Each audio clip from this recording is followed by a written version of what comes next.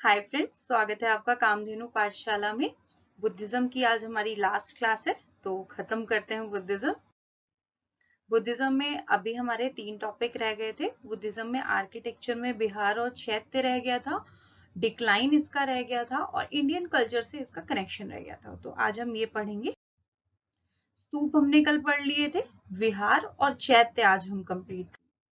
तो विहार में देखते हैं विहार है क्या। विहार किसके लिए थे? विहार थे जो बुद्धिज्म में जो भिक्षु थे, जो इनको मानने वाले जो लोग थे, जो जगह जगह जाके अपनी टीचिंग्स को रखते थे, उन लोगों को रहने की जगह दी गई थी, उनको कहा जाता था विहार। ठीक है, बुद्धिस्ट के जो भिक्षु थे उनको दिए गए थे विहार। उसके बाद विहार आखिरकार क्यों, मतलब क्यों बने? तो ये एक सेंट्रल हॉल टाइप था, जो भिक्षु हर समय आपको एक स्टेट से दूसरी स्टेट ट्रेवल करते रहते थे। बट जो बारिश का सीजन होता था, वो सीजन में कभी भी ट्रेवल नहीं करते थे, तो उस बारिश के सीजन में रहने के लिए विहार उन्हें प्रोवाइड करवाता था, जिस स्टेट में वो होते थे। ठीक है, विहार को हम कहीं कहीं देखते हैं कि मोनेस्ट्री भी कहा जाता है, और लगभग ये जो मोनेस्ट्रीज होती हैं ये चैत्य के पास में होती है, मतलब 1-1.5 किलोमीटर के अंदर अंदर आपको दोनों चीजें पास पास मिल जाएंगी। ठीक है, इसीलिए कभी हम लोकेशंस पढ़ते हैं तो विहार की और चैत्य की लोकेशंस बिल्कुल सेम सेम होती हैं। ठीक है, पास पास में होती है। उसके बाद हम कहीं कहीं पे देखते हैं जो चैत्य विहार है, विहार के अंदर बहुत सारी पेंटिंग्स और रिलीफ मिलती हैं। वो किससे रिलेटेड होती हैं? बुद्धा की लाइफ से।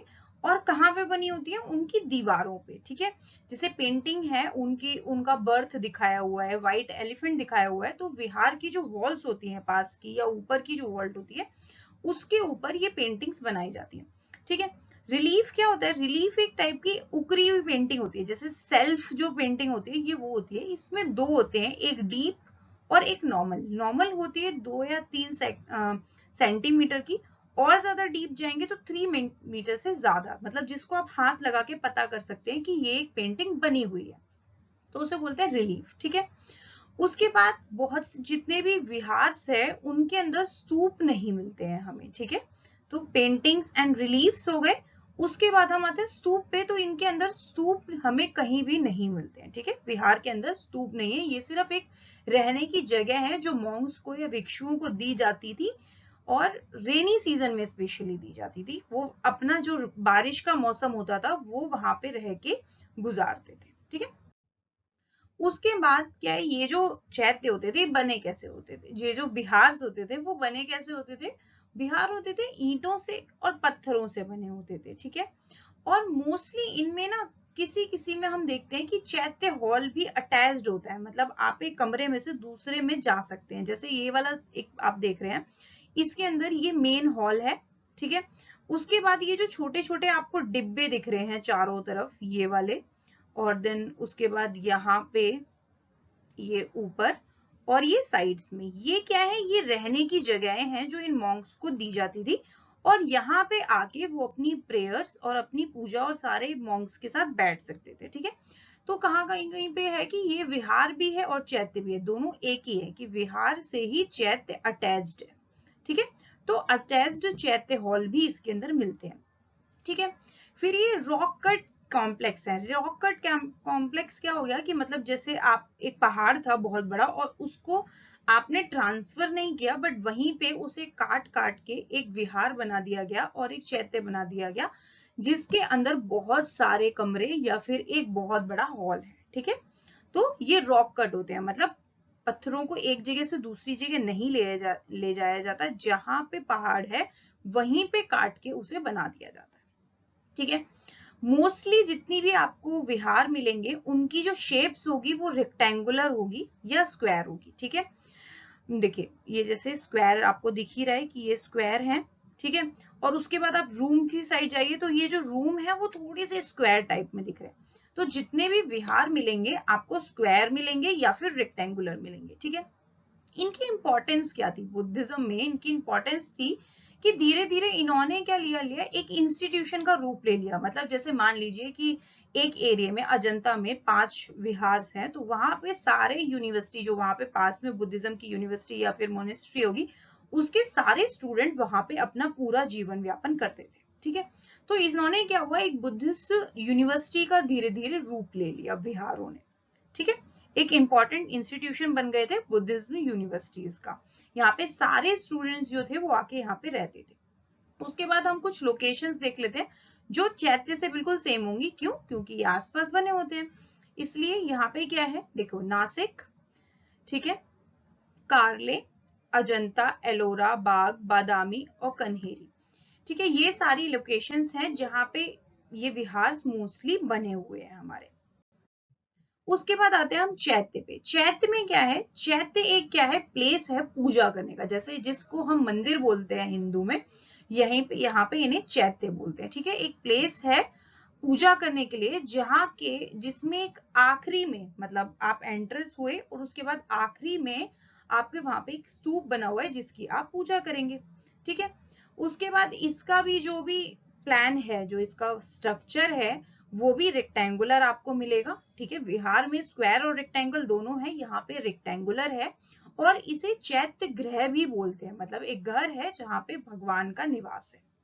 ठीक है, उसके बाद free standing halls. Free standing halls क्या है कि मतलब कुछ नहीं है आसपास, और लकड़ियों से और जो अदर प्लांट्स की जो चीजें होती हैं उनसे एक मंदिर या फिर एक किसी भवन का निर्माण कर लिया गया और उसके अंदर आप पूजा करते हैं, तो वो फ्री स्टैंडिंग हो गए, मतलब कहीं से भी उनका कोई कनेक्शन नहीं है, पत्थर से, ईंट से, किसी से भी उसका कनेक्शन नहीं है। ठीक है, इसी में एक मेन चैत्य हम लोग पढ़ते हैं जिसे हम लोमस ऋषि की केव बोलते हैं। ठीक है, लोमस ऋषि की गुफा बोलते हैं, जिसको 3rd सेंचुरी BCE में बनाया गया था। ठीक है, आप यहाँ पे एक पिक्चर देख रहे हैं, ये लोमस ऋषि की केव है।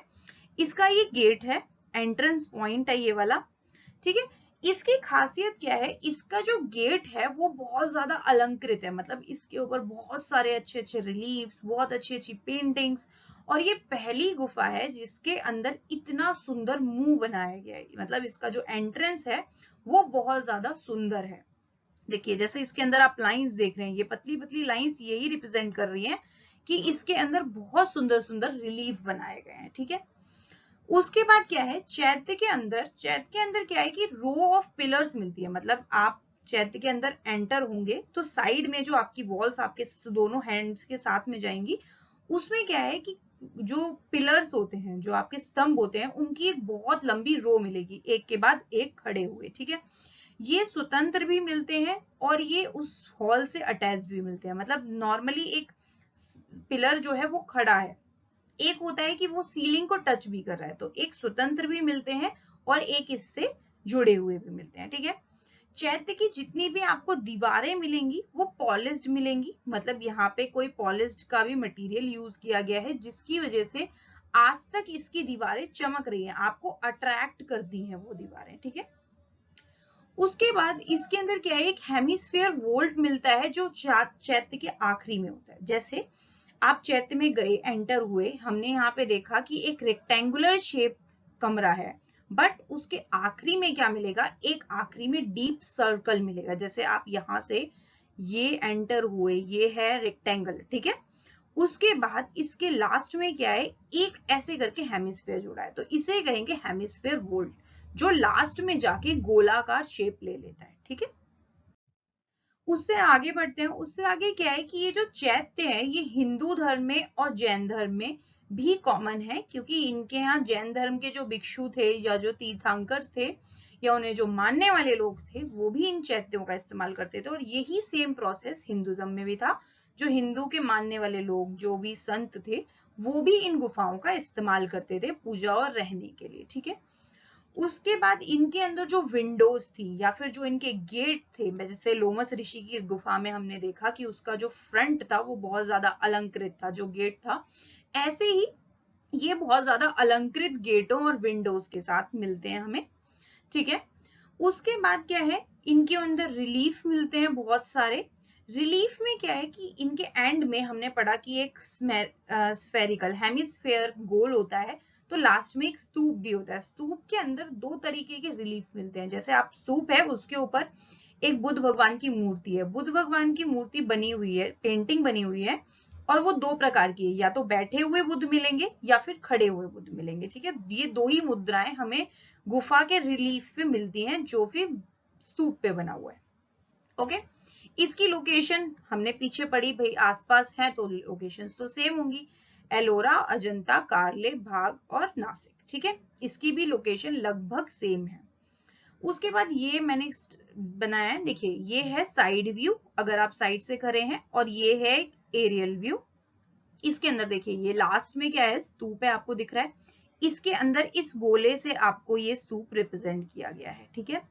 यहाँ पे आपको पिलर्स दिख रहे हैं, ठीक है, ये पिलर्स हैं सारे, और ये जो पॉइंट्स आपको दिखाए गए ये यहाँ पे पिलर्स की रिप्रेजेंटेशन कर रहे हैं। अच्छा, ये पिलर्स देखिए यहाँ से शुरू होके पूरे स्तूप को कवर करके यहाँ तक स्ट्रेट तक रहते हैं। उसके बाद ये गेट है, आपको यहाँ पे ये गेट दिख रहा है, और यहाँ पे इन 3-4 बिंदुओं के थ्रू आपको गेट बताया गया है कि ये भी एक घुसने के पिलर्स है, ठीक है।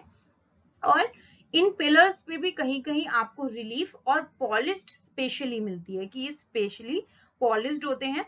और इनके बेस देखिए ये नॉर्मल गोल नहीं है, इनके नीचे एक बेस भी है, एक बेल लाइक स्ट्रक्चर है जो ऐसे करके खंबे को खड़े रखे है।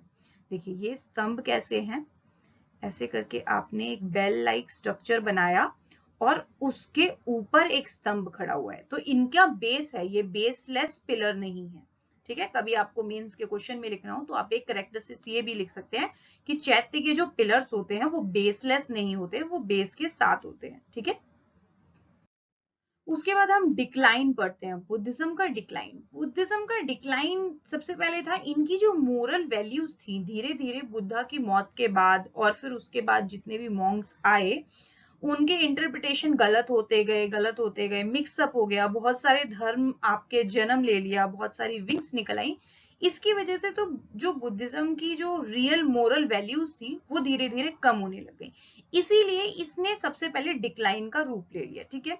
तो सबसे पहले क्या बता रहे हैं कि कारण किसको माना जाता है, महायान को, क्योंकि महायान में हमने पढ़ा था कि वो लोग बुद्ध भगवान के आइडल, बुद्ध भगवान ने नहीं कहा था कि मेरे प्रतिबिंब की, मेरी मूर्ति की पूजा कीजिए, पर महायान में क्या है, उनकी मूर्ति की पूजा होती है, और इस मूर्ति पूजा ने उनकी जो मोरल वैल्यूज थी उसको कम करना शुरू कर दिया, ठीक है। एक कारण ये माना जाता है। दूसरा कारण क्या है कि उस टाइम पे जो हम बुद्धिज्म देखते हैं, तो बुद्धिज्म का राइज कहाँ से है, हमारे ब्राह्मण धर्म जब बहुत ज्यादा वैदिक काल में इन लोगों ने कुरीतियां फैलानी शुरू कर दी तो बुद्धिज्म का जन्म देखते हैं। धीरे धीरे क्या था, जो ब्राह्मण लोग थे उन्होंने अपने आप को रिवाइव करना शुरू कर दिया, और उन्होंने भागवतिज्म मतलब जो भागवत था उसका पाठ पढ़ाना दुनिया में शुरू कर दिया, और इसने भी बुद्धिज्म को डिक्लाइन की तरफ ढकेल दिया, ठीक है। एक कारण और रहा इनकी संस्कृत लैंग्वेज अपनाना, ठीक है। बुद्धिज्म ने सबसे पहले पाली में सारे ग्रंथ लिखने शुरू करे थे, और बाद में इन्होंने संस्कृत को अपना लिया। उस समय पे संस्कृत को एक इलीट क्लास की, मतलब जो एक पढ़ी लिखी संस्कृति थी, पढ़े लिखे लोग थे, उस टाइम के वेद, उस टाइम के सारे उपनिषद, उस टाइम के जितनी भी ऋचाएं या फिर श्रुतियां थी वो सब कुछ संस्कृत में लिखी हुई थी, ठीक है। अब संस्कृत में लिखी थी तो बहुत से लोग उसे नहीं पढ़ पाते थे, क्यों, क्योंकि उसका इतना प्रसार नहीं था। इन्होंने संस्कृत को अपनाया, संस्कृत में ग्रंथ लिखने शुरू करे, तो जो इनके पढ़ने वाले लोग थे वो उनको नहीं पढ़ पाते थे, इसलिए भी इसने एक डिक्लाइन का रूप ले लिया, ठीक है। उसके बाद हम एक इस्लामिक रूलर, जब मुगल शासन आया तो उस टाइम पे जो मॉन्क्स जो इंडिया में थे उन्होंने क्या करा, वहां इंडिया से जाके तिब्बत में बसना शुरू कर दिया। तो इसने भी, जब यहाँ से सारे मॉन्क्स चले गए जो फैला रहे थे बुद्धिज्म को, वो इस्लामिक रूल से डर के सारे तिब्बत चले गए, तो यहाँ पे तो उसका डिक्लाइन होना इंपॉर्टेंट था, तो वो भी इसका कारण माना जाता है। तो सबसे पहला क्या हो गया, महायान, फिर ब्राह्मण धर्म का रिवाइव होना, फिर इनका संस्कृत का अपनाना, और तिब्बत चले जाना, ठीक है। तो की पॉइंट्स में आप 3-4 वर्ड्स याद कर सकते हो। उसके बाद हम आते हैं इसका कनेक्शन इंडियन से क्या है, मतलब हमारा जो हिंदू धर्म है उससे इनका कनेक्शन क्या है। तो कॉन्सेप्ट ऑफ कर्मा, ठीक है, हमारे यहाँ भी करते हैं, कहते हैं कि कर्मों का फल मिलेगा, उसी प्रकार इनके यहाँ भी कर्मा है, हमने पढ़ा था कॉन्सेप्ट ऑफ कर्मा।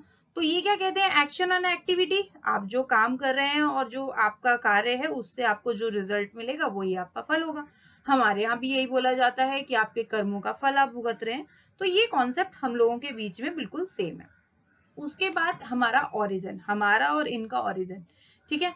इनका ओरिजिन भी हमारे गंगा के जो मैदान है उनमें हुआ है और नॉर्थ इंडिया में हुआ है, और हिंदुज्म का भी जो जन्म है वो भी इसी टाइम पे और इसी एरिया में माना जाता है। तो ये दोनों क्या है, कंटेम्पररी है, समकालीन है एक दूसरे के, ठीक है। उसके बाद हमारे यहाँ भी बहुत से जो योग गुरु हैं, जो टीचर्स हैं, वो आपको सलाह देते हैं कि आप मेडिटेशन, ध्यान लगाने की कोशिश कीजिए, ईश्वर को अपने ध्यान में लाने की कोशिश कीजिए, अपनी सारी ऊर्जा बिंदुओं को जागृत करने की कोशिश कीजिए। तो इनका भी वही कॉन्सेप्ट है, मेडिटेशन और योगा से ही ये इनलाइटमेंट की या निर्वाण की बात करते हैं, और हमारे यहाँ भी यही प्रोसेस है निर्वाण को प्राप्त करने का, ठीक है। उसके बाद महायान, जैसे डिक्लाइन का एक रास्ता महायान था, यहाँ पे भी हमें सेम क्या देता है, महायान ही देता है। महायान में बहुत सारे कॉमन फीचर्स थे, कोई रिचुअल्स थे जो हमारे हिंदुज्म से बहुत ज्यादा मैच होते थे। जैसे एक था होम, मतलब हवन करना, यज्ञ करना, वो लोग यज्ञ करते हैं। हम भी अपने सारे देवी देवताओं को प्रसन्न करने के लिए टाइम टाइम पे बहुत तरीके के यज्ञ करते हैं, तो ये भी हम लोगों के बीच में कॉमन था। ये लोग आइडल की पूजा करते हैं, हम लोग भी एक मूर्ति पूजा ही करते हैं। तो ये सब कुछ हम सबके बीच में बहुत ज्यादा सेम था। उसके बाद यहाँ पे क्या है, एक अडॉप्टिव फीचर भी है इनके यहाँ। अडॉप्टिव फीचर क्या है कि हमारे यहाँ पहले जो ट्राइब लोग थे, उनके यहाँ अगर किसी की मृत्यु हो जाती थी, यदि कोई व्यक्ति मर जाता था, तो उसको गाड़ के और एक गोला बना के और उसके ऊपर एक पेड़ लगा दिया जाता था इस तरीके से, और इस पेड़ की देखभाल उस परिवार के लोग करते थे जो पीछे रह जाते थे, ठीक है। तो इसको अडॉप्ट करके धीरे धीरे इसको किस चीज में चेंज कर लिया गया, उसके बाद क्या किया गया कि व्यक्ति मर गया तो एक पत्थर की रिंग बनाई जाती थी इस तरीके से, और उसके ऊपर एक बड़ा सा पत्थर रख दिया जाता था, और इसके ऊपर यदि अगर लिखने की टेक्निक थी तो लिख दिया जाता था, नहीं तो परिवार के व्यक्ति इस पत्थर की देखभाल और इस पत्थर की पूजा करते थे पूर्वजों की तरह, ठीक।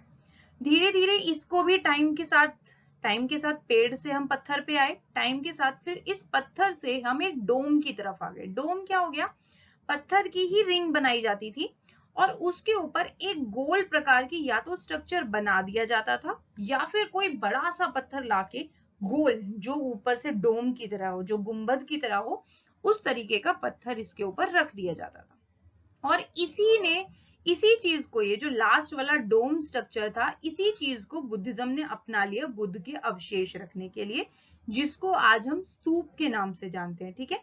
हमारे जो अवशेष थे वो पहले इस पेड़ के नीचे दबा दिए जाते थे कलश के साथ, उसके बाद इस पत्थर के नीचे दबा दिए जाते थे, और यहाँ इस डोम के सेंटर पॉइंट में कलश दबा दिया जाता था। तो यहाँ पे भी हमने देखा था कि ये जो हर्मिका होती थी, इसे हम न्यूक्लियस ऑफ अ स्तूप बोलते थे। तो इसके अंदर यहाँ पे स्तूप में कलश और ये जो इनके अवशेष होते थे वो रख दिए जाते थे। तो ये भी एक अडॉप्टिंग फीचर था बुद्धिज्म का, जो इन्होंने हमारे ट्राइबल एरिया से अडॉप्ट किया था, ठीक है।